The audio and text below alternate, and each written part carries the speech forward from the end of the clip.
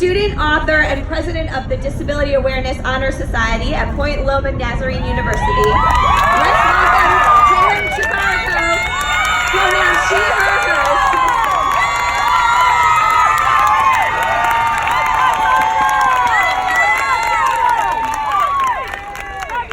As I come up to this microphone with my white cane in hand, after just being introduced as functionally blind, it's hard for me not to wonder what assumptions are running through your head about me.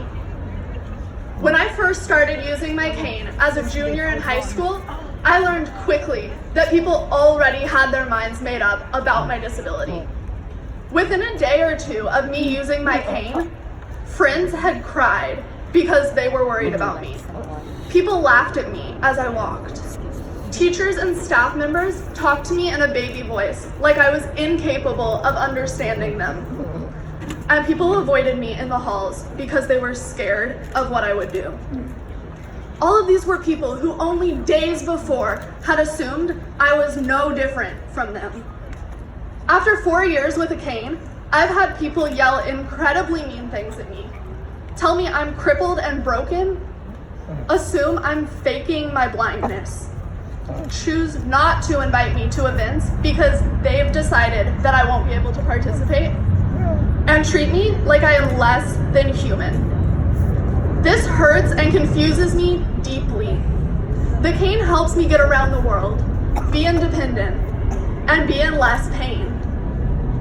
People should realize that, but instead, they assume that it means the opposite, that I can move less, do less, think less, and ultimately be less. One day, I want to live in a world where my body is not thought of as less.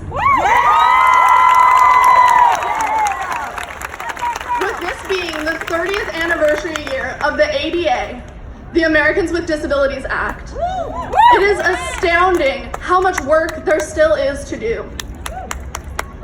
This story of discrimination is not unique to me. There are countless stories of people with disabilities who are being excluded, harassed, and oppressed because of who they are. That must stop, and it must stop soon. It took me a while to stop giving credit to people's negative assumptions of my disability and realize that it was something that made me who I am in all the best ways. Eventually, I understood that disability is not my burden to bear, but it's my identity to wear. And now, I wear it proudly. Part of this realization came from spending hours writing my book, Imperfections, that focuses on the worth of people with disabilities. Another big part of it came from embracing an intersectional understanding of feminism. I am a woman, a daughter, sister, friend. I am an author, a preacher, an advocate, and a disabled person. All of those things make up who I am, and all of them are positive aspects of my identity. Last year, in this process of embracing intersectionality, I attended the Women's March for the first time.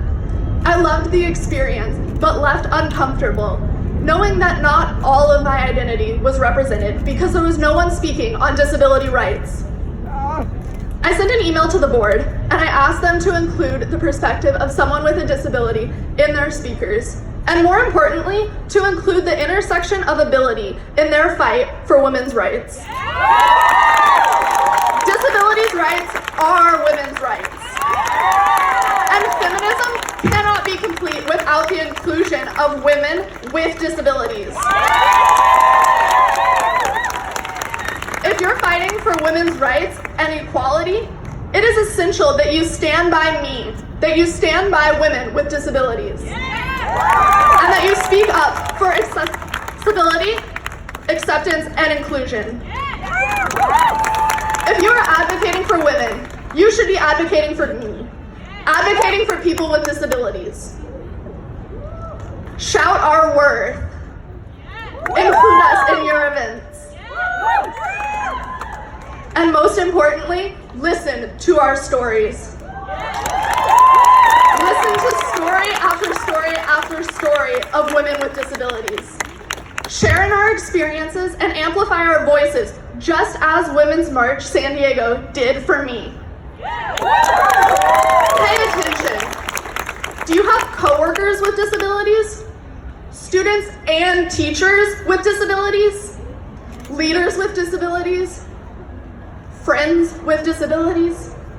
Check your assumptions when you meet people with disabilities. Know that disability is something to be embraced and loved. Understand that disability is an identity that is foundational to who people are, to who women are. So as you march and as you leave here, think about what it would mean in your life if women with disabilities were understood to be just as good, just as worthy, just as human as everyone else.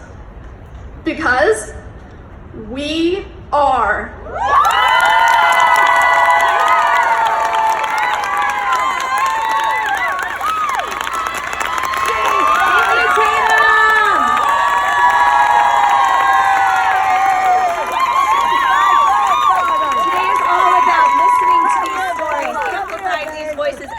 Understanding that their stories are our stories, their challenges are our challenges, and creating this sense of belonging means everyone. Our next speaker is a leader in the fight for immigrant rights. Rosa Lopez.